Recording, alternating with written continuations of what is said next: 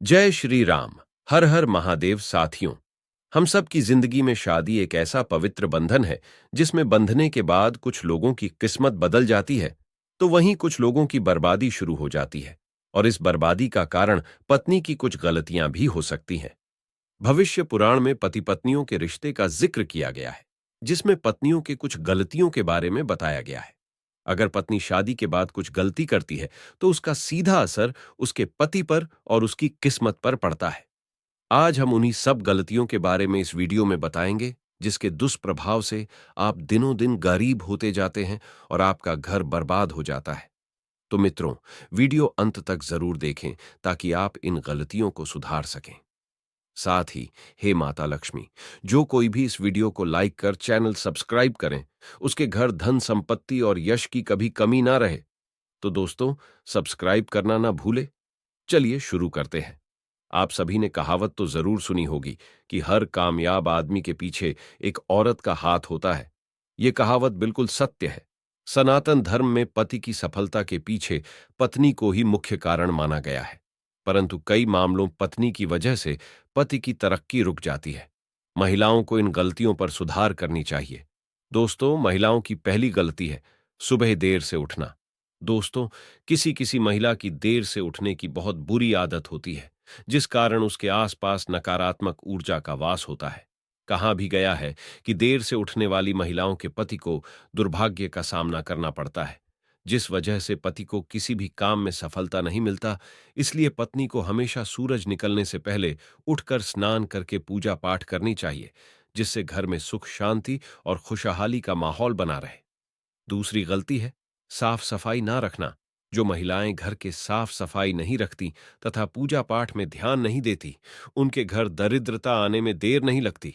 इसलिए पत्नी को हमेशा घर और कमरे की साफ सफाई रखनी चाहिए। तीसरी गलती है पत्नी का रोज नहीं नहाना। जो महिला रोज स्नान नहीं करती, उसके ऊपर नकारात्मक ऊर्जा का असर होता है।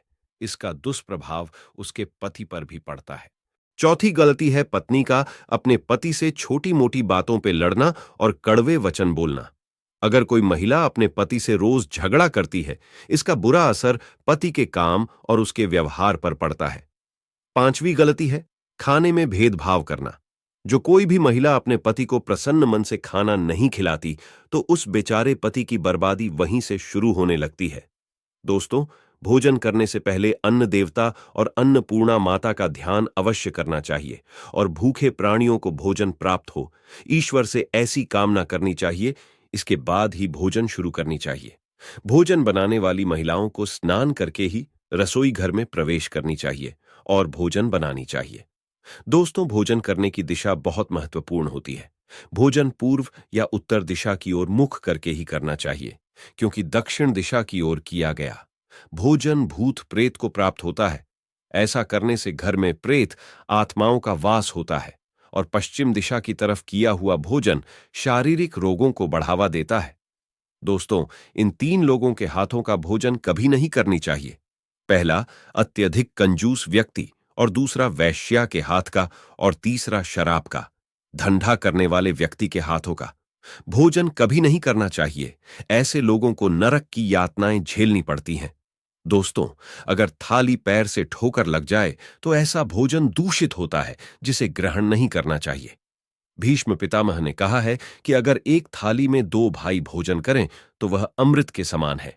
ऐसा करने से उन्हें धन धान्य और पैसों की कभी कमी नहीं होती। वही अगर एक थाली में पति पत्नी दोनों एक साथ भोजन करते हैं तो ऐसी थाली को मादक पदार्थों से भरी हुई माना जाता है।